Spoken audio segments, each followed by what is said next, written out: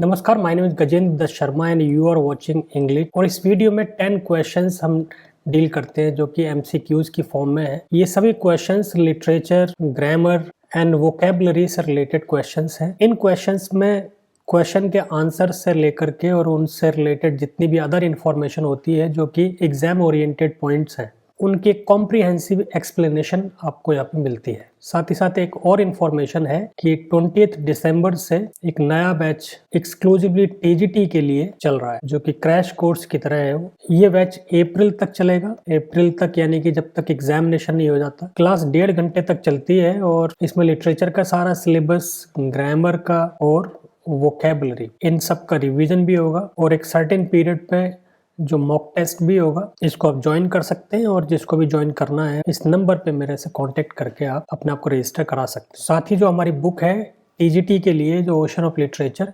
इसको भी आप परचेज कर सकते हैं। इसमें आपको जो पिछले क्वेश्चन पेपर्स हैं एग्जाम में जो आए हुए, उनकी एक कंप्लीट कॉम्प्रिहेंसिव एक्सप्लेनेशन मिलेगी। सारे लिटरेरी टर्म्स और उनकी एक्सप्लेनेशन, जितने भी प्रिस्क्राइब्ड ऑथर्स हैं उनसे रिलेटेड इन्फॉर्मेशन, आपको कंप्लीट पैकेज की तरह ये बुक होगी जो कि आप एग्जाम को पास करने में बहुत ज़्यादा हेल्पफुल होगी। ये बुक अमेज़ॉन पर भी अवेलेबल है और मेजर सिटीज़ में जो बड़े बुक स्टोर हैं वहाँ पर भी आपको मिल जाएगी। अमेज़ॉन का लिंक आपको डिस्क्रिप्शन बॉक्स में मिल जाएगा, तो इसको आप परचेज कर सकते। अब वीडियो स्टार्ट करते हैं। The first question is a 6 line stanza with rhyming scheme A B A B is called, is it sestet, septet, heptatish or Burns stanza? The correct answer is it is called Burns stanza. It is also known as Burns meter or Scottish stanza or even Abbey stanza. As the question suggests, it has 6 lines and it rhymes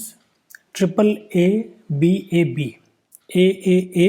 The first 3 lines rhyme together and the 4th line rhymes with the 6th line and 5th line also rhymes with the first 3 lines. अब इसमें भी क्या है, जो first है, second है और third and fifth, ये जो है first, second, third and fifth, ये जितने भी आइडेंटिकल राइमिंग किए हैं ये सब किस में होती हैं? टेट्रामीटर में। टेट्रामीटर मीन्स 8 सिलेबल्स की लाइन होती है। और ये जो है फोर्थ एंड सिक्स्थ, ये किस में? डाईमीटर में, यानी कि ये 4 सिलेबल की line of 4 syllables and line of 8 syllables. So ये होता है बर्न्स स्टैंजा।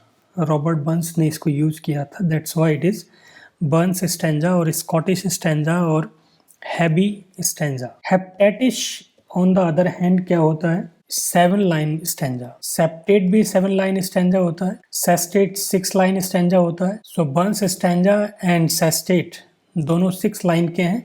फर्क किस में आ जाता है? इनके मीटर में। जो सिलेबल, जो फीट की काउंटिंग है, जैसे टेट्रामीटर में 4 फीट और डाईमीटर में 2 फीट, तो ये सिलेबल की काउंटिंग या फीट की काउंटिंग या मीटर उनका डिफर करता है। Line, number of lines same हो सकती हैं। जैसे सेस्टेट में, सेस्टेट तो इनफैक्ट आप जो सोनेट का लास्ट पार्ट है, second part of sonnet, particularly Petrarchan sonnet, उसका जो लास्ट का पार्ट होता है उसको सेस्टेट कहते हैं। Burns stanza has some different metre and arrangement all together. Septet Italian और फ्रेंच ओरिजिन का है। ये स्टैंजा है, ये भी 7 लाइन का with varying metre and rhyme. French और इटालियन ओरिजिन का है ये सेप्टेट। हेप्टेटिश क्या है? ग्रीक है। अब इनकी ओरिजिन डिफरेंट है, बाकी इनका फीट, इनका मीटर और इनकी राइमिंग वो सब डिफर करती है। इनके पॉइंट ऑफ व्यू से क्वेश्चन पूछा जा सकता है। Next question, who made the statement a drowsy frowzy poem called the Excursion? इसकी दूसरी लाइन भी है, writ in a manner which is my aversion. ये दोनों लाइंस हैं, किसने बोली है? पर्टिकुलरली वर्ड्सवर्थ की एक्सकर्जन जो लॉन्ग पोम है उसके बारे में।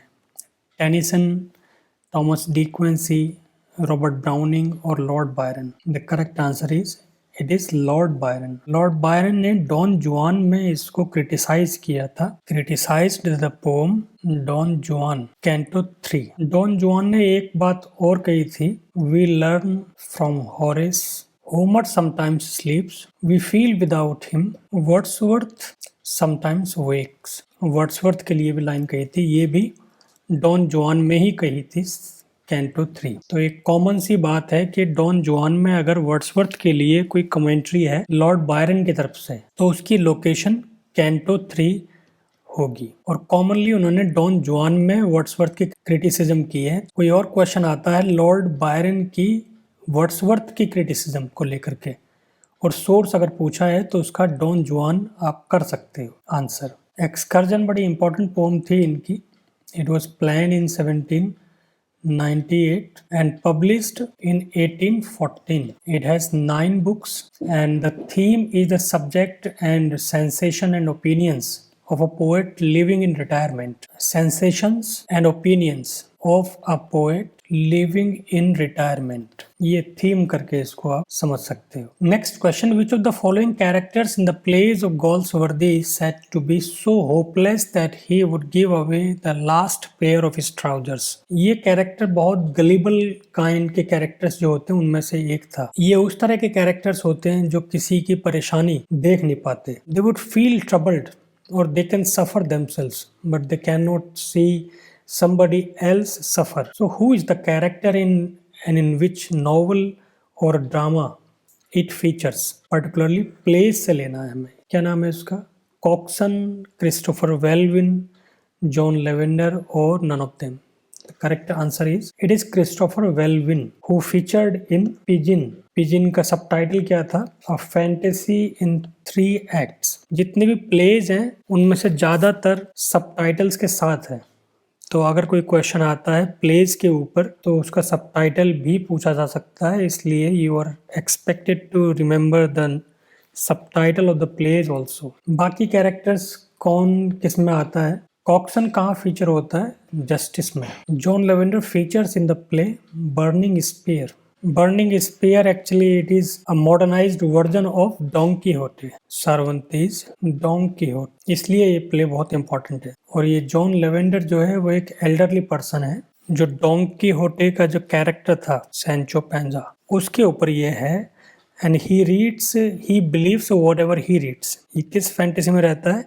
He believes whatever he reads. He is fond of reading and then he believes whatever he reads and because of which he is in trouble. So characters के ऊपर question important हो ही जाते हैं। Next question, the first poem in English to use heroic couplet. अब heroic couplet के बारे में अगर आता है question तो ये भी एक viable question होता है कि पहली poem कौन सी थी English literature में particularly जहाँ पे इसको use किया गया था, यानी हु इंट्रोड्यूस्ड। तो अब टाइटल्स तो ये बता रहे हैं कि जॉफ्री चॉसर इंट्रोड्यूस्ड इट कौन सी पोम में? The Legend of Good Women, House of Fame, the Parliament of Fowls, the Book of Duchess. The correct answer is it is in the Legend of Good Women. इस poem में heroic couplet को इन्होंने introduce किया था, यानी the poem is written in heroic couplet. The poem is the longest, third longest of Chaucer's work, third longest work of Chaucer. जो first क्या है यानी लॉन्गेस्ट वो कैंटरबरी टेल्स है, सेकंड क्या है ट्रोइलस एंड क्रेसिडे, ये है लॉन्गेस्ट। हीरोइक कपलेट को कई बार डिकेस्लेबल या डिकेस्लेबिक कपलेट्स भी कहते हैं, डिकेस्लेबिक couplets. The legend of good women is in the form of a dream vision and it recounts the stories of, in fact recounts 10 stories of virtuous ladies. जितने भी ancient cultures की जो virtuous ladies रही हैं उनमें Cleopatra, दिस्बे, media, Phyllis, हिप्सिपिल, एरिडेन, लुक्रेशिया, Philomin, हाइपरमिनिस्ट्रा, डिडो, ये 10 ladies हैं जिनकी लेजेंड्स इस पोम में लिखी हुई हैं। Tennyson used this poem for his own poem a dream for fair women, a dream for fair women, ये इंपॉर्टेंट हो जाती है। ये टेनिसन ने लिखी, किसको मॉडल बना करके? इस पोम को मॉडल बना करके। अ dream for fair women Tennyson का वर्क है, तो पीजीटी के लिहाज से ये भी एक इंपॉर्टेंट क्वेश्चन हो जाता है। हीरोइक कपलेट को हीरोइक क्यों कहते हैं? What is heroic? क्योंकि it is written in iambic pentameter, iambic and pentameter, 5 feet और आयम्बिक पैटर्न। और ये बेसिकली किस में यूज होता है? ब्लैंक वर्स में। और blank verse commonly narrative, dramatic और नैरेटिव वर्स उसमें खास तौर पे यूज किया जाता है। और नैरेटिव वर्स पर्टिकुलरली कैसी रही है? जो रोमांसेस हैं या एक्सप्लॉइट्स, फीट्स, करेजियस डीड्स, उनकी जो वर्स फॉर्म रही है वो बेसिकली ब्लैंक वर्स रही है। तो यहाँ से हीरोइक इसका नाम आप ले सकते हैं। और दूसरी बात यह है कि चौसर ने भी इसको एक नैरेटिव पोएट्री के लिए ही यूज किया। नैरेटिव पोएम ही है the Legend of Good women, तो वहां से भी आप इसको हीरोइक कपलेट कह सकते हैं। और क्लोज्ड कपलेट भी इसको कहते हैं। क्लोज्ड कपलेट या डिकेसिलेबिक कपलेट्स। डिकेसिलेबिक भी क्या होती है? जो पेंटामीटर। फ्रेंच प्रोसोडी में उसको डिकेसिलेबिक कहते हैं और इंग्लिश में उसको पेंटामीटर, यानी कि 5 फीट 10 सिलेबल्स। तो जब सिलेबल में बात करते हैं तो डिकेसिलेबिक हो जाती है और फीट में बात करते हैं तो pentameter. Next question, there is a special providence in the fall of sparrow. The line given above occurs in Hamlet, Henry IV, Part 1, The Tempest, Twelfth Night. It occurs in Hamlet. What is the occasion? Horatio does not want Hamlet to fight with Laertes. Horatio tries to convince Hamlet not to fight with Laertes. लेकिन पहली बार हेमलेट को बिल्कुल sensible तरीके से, ये बिल्कुल clarity है thoughts की कि what is fated is fated, what is destined is destined. If death comes today, so it will come today. It cannot be avoided. और even the fall of sparrow. Fall of sparrow किस चीज को signify करता है? एक insignificant sacrifice. A small sacrifice. The fall of sparrow. Even small sacrifice is a part of grand scheme of things. Is a part of grand scheme of things. So there is a special providence in the fall of sparrow. मतलब literal meaning उस line का क्या है कि even the smallest sacrifices are the part of grand scheme of things. जो भी होता है अच्छे के लिए होता है और कुछ ना कुछ इसमें अच्छा ही होगा और कुछ ना कुछ इसमें बड़ा होगा। It will have repercussions but bigger sort of, अगर कुछ होंगे रिजल्ट्स होंगे इसके तो वो होंगे। इसी में द रेडीनेस इज ऑल, जो लाइन है इसी स्पीच में द रेडीनेस इज ऑल, वो भी इसी स्पीच में आती है कि मतलब when we are ready to face anything, it is everything. Readiness is all. To face the challenges of the life is the primary thing that you can do. Become ready for whatever comes is manly. जैसे Horatio को थोड़ा सा ominous type का लगता है, तो वो ominous, superstitious, और ये अगर है तो है, नहीं है तो नहीं है। और अगर वो सुपरस्टिशियस या ओमिनस होने के बावजूद भी जो चीज डेस्टिन है वो होकर रहेगी। So why not to go ahead, इसलिए वो उसकी बात को डिफाई करके, होरेशियो की बात को डिफाई करके लार्टिस से लड़ने के लिए तैयार हो जाता है। तो वहां पर ये लाइन कही गई है। Next question, in which book of Milton's Paradise Lost Adam tells Raphael the story of his own life and the meeting with Eve? Was it in book second, book 8th, book 5th और book 9th? The correct answer is it was in book 8. इस book में Adam asks raffle about the motions of planet. अब ये इसका एक जो contemporary significance भी है। जो टॉलमिक और कोपरनिकन सिस्टम जब हाईली डिबेटेबल था, जो टॉलमी एंड कोपरनिकन, जो टॉलमी और कोपरनिकस की अपनी अपनी थियरीज थी एस्ट्रोनॉमी को लेकर के, movement of the sun, shape of earth, ये सब लेकर के उस समय में मिल्टन ने ये जो कंट्रोवर्सी, इस कंट्रोवर्सी को भी यहाँ पे उठाया था। तो ये अगर क्वेश्चन आता है कि the controversy of planetary actions और planets is referred to in which of the books of Paradise Lost, तो वो भी उसका आंसर भी क्या होगा? बुक 8th में ही उस कंट्रोवर्सी को एल्यूड किया हुआ है। यानी the controversy of the movements of planets is alluded to in the book 8th of Paradise Lost. और फिर बाद में वो अपनी क्रिएशन, और क्रिएशन के बाद में एडम को लगा कि that he needs a companion, so he created Adam out of his own ribs. और इस बुक में फिर रैफल जाते जाते वार्निंग दे के जाते हैं वो एडम को, take heed lest passions sway thy judgement. ये वार्निंग थी not to eat the fruit of knowledge and to be guided only by the discretion, not by the influence of somebody. ये warning दे करके Raphael चले जाते हैं। तो ये भी इंपॉर्टेंट है, ये कहाँ पे आई। और ये जो कंट्रोवर्सी थी, कंट्रोवर्सी ऑफ प्लैनेट और प्लैनेटरी एक्शंस और मूवमेंट्स ऑफ स्टार्स, वो भी इसमें आई थी। Next question, name the underlined clauses in the following sentences. Different तरह के क्वेश्चंस हैं, इनमें चॉइसेस में आपको ये ढूंढना है कि कौन सी गलत कौन सी सही है। इनमें सारे जो क्लॉजेज हैं उनके नेम्स बताने। नेम्स से मतलब क्या है कि एडवर्ब क्लॉज है, रिलेटिव क्लॉज है, नाउन क्लॉज है, इनमें से सारे में सबऑर्डिनेट क्लॉजेज ही आ जाएंगी। Which subordinate clause, which subordinate clause, और इनफैक्ट कोऑर्डिनेट क्लॉज भी हो सकती है। Let's find out. The boy stood on the burning desk whence all but he had fled. Whence मतलब होता है from where, from where all but he had fled. ये किस तरीके से काम कर रहा है, एक adverb of place, adverb of place की तरह काम कर रहा है। तो एडवर्ब की तरह कौन सी वर्ब, कौन सी क्लॉज काम करेगी, एडवर्बियल क्लॉज सिंपली। सो ये हुई adverbial clause. Forgive us as we forgive our enemies. As मतलब in the manner, in the manner we forgive our enemies. अब इन द मैनर ये भी एडवर्ब की तरह काम कर रही है, तो यहाँ पर कौन सी है, एडवर्बियल क्लॉज ऑफ मैनर। ये भी एडवर्ब ऑफ मैनर का काम कर रही है, ये एडवर्ब ऑफ प्लेस का काम कर रहे थे, तो ये एडवर्बियल क्लॉज ऑफ मैनर।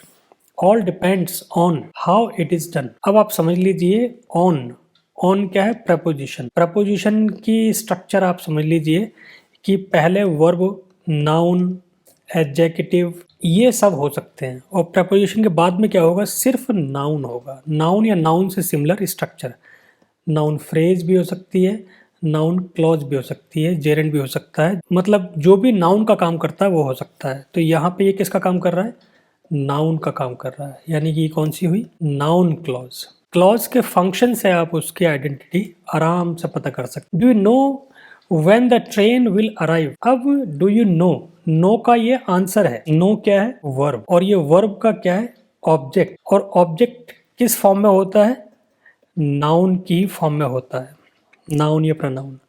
तो ये भी क्या हुआ, नाउन का काम कर रहा है, ऑब्जेक्ट का, तो ये भी क्या हुई, नाउन क्लॉज। ये एडवर्बियल क्लॉज ऑफ प्लेस, ये एडवर्बियल क्लॉज ऑफ मैनर, ये दोनों नाउन क्लॉज। एक में ये नाउन का काम कर रही है और एक में ऑब्जेक्ट का काम कर रही है। Next question, mister Robinson asked his son what he wanted to be when he grew up. इसका डायरेक्ट नरेशन में आपको बनाना है। डायरेक्ट नरेशन में क्या इसका ठीक होगा, आस्क्ड हिज सन, तो आस्क्ड हिज सन को तो आप सिंपली सैड कह सकते हो। हिज सन, अब यहाँ पे सब में क्या है, माई सन, यानी कि एड्रेस करते हुए है, तो माई सन वाला सब में हो जाएगा। आप इसको बना के देख लीजिए, जो मैच करे वो हो जाएगा। Mister Robinson asked his son, या mister Robinson said my son what he wanted to be, यानी what do you want to be, what do you want to be when you grow up, ये आपका हो जाएगा। तो अब इसमें match कर लीजिए। What did you want to be, तो डिड नहीं होगा। What would you want to be, ये भी नहीं होगा। व्हाट विल यू, ये भी नहीं होगा।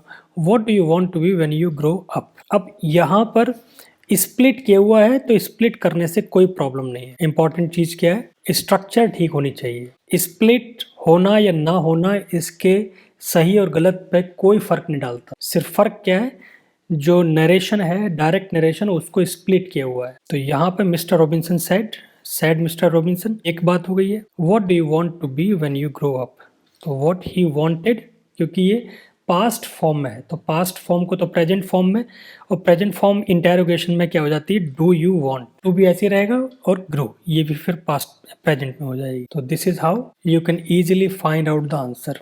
जो भी नरेशन के, एक्टिव पैसिव के, सिंथेसिस के, ट्रांसफॉर्मेशन के, इनको आप क्वेश्चन से सॉल्व करके देखिए without looking at the options, और फिर आपको जो भी आपका आंसर आ रहा है उससे रिलेटेड, उससे नियरेस्ट जो भी होगा वो आंसर हो जाएगा 100%। बस ये है कि आपको बनाना आना चाहिए, बनाए गलत तो फिर गलत हो जाएगा। Next question, I took some rice, some books are very interesting. Some rice and some books are very interesting. अब यूज ऑफ सम का यूज दोनों सेंटेंसेस में कैसे किया हुआ है। अब पहले सेंटेंस में देखिए, सम राइस, राइस क्या है, नाउन, सम क्या है, मॉडिफायर, डिटर्मिनर, इसको क्या कहेंगे, डिटर्मिनर। अब डिटर्मिनर को कई जगह एडजेक्टिव भी कहा जा सकता है, लेकिन टेक्निकली इट इज डिटर्मिनर। तो यहाँ पर तो क्या हुआ, डिटर्मिनर, और some books are very interesting, तो यहाँ पर भी इनफैक्ट डिटर्मिनर ही है ये। और एडजेक्टिव, अब अगर एडजेक्टिव के नाम से क्वेश्चन है तो फिर यहाँ पे काउंटेबल और अनकाउंटेबल के नाम से बात आ जाएगी, यानी क्वांटिटी और नंबर उसमें बात आ जाएगी। राइस तो अनकाउंटेबल है, तो यहाँ पे क्वांटिटी वाला आ जाएगा। यहाँ पे बुक्स है तो यहाँ पे नंबर। अब देख लीजिए एडजेक्टिव क्वांटिटी और एडजेक्टिव ऑफ नंबर, पहला एडजेक्टिव ऑफ क्वांटिटी और दूसरा एडजेक्टिव ऑफ नंबर, ये आंसर हो गया। एडजेक्टिव ऑफ नंबर नहीं, उल्टा हो गया। एडजेक्टिव ऑफ क्वांटिटी, क्वालिटी और क्वांटिटी, क्वालिटी का कोई मतलब ही नहीं है, इसलिए आपका आंसर हो गया। ग्रामर के जितने भी क्वेश्चन हैं आप पहले अपने माइंड में सोच लीजिए कैसे सॉल्व होंगे, उसके हिसाब से फिर आंसर आप चूज करिए। So that is all for now. अगर आपके कोई भी क्वेश्चंस हैं, क्वेरीज हैं, तो वो आप डिस्क्रिप्शन बॉक्स में उनको पूछ सकते हैं। कोई डाउट है तो उसको क्लियर करा सकते हैं। अगर आप चैनल पर नए हैं तो इसको सब्सक्राइब करिए। वीडियो अगर अच्छी लगी हो तो लाइक करिए, शेयर करिए, ताकि जितने अदर एस्पिरेंट्स हैं उन तक पहुंचे और उनका भी फायदा हो। और बुक को भी परचेज करिए, क्योंकि ये बुक आपके एग्जाम के लिए एक माइलस्टोन साबित होगी और आपको एग्जाम पास कराने में एक बहुत इंपॉर्टेंट रोल प्ले करेगी, क्योंकि इसमें जो भी इंफॉर्मेशन है वो बहुत ऑथेंटिक और वेरीफाइड और क्रॉस चेक करके इंफॉर्मेशन इनकॉर्पोरेट किया हुआ है। ये बुक आपको फर्दर स्टडीज के लिए भी एनकरेज करेगी, जहाँ पे आपको क्रॉस रेफरेंसेज हैं उनको आप कैसे एक्सेस कर सकते हो उसके लिए भी बहुत ज़्यादा हेल्पफुल ये होगी।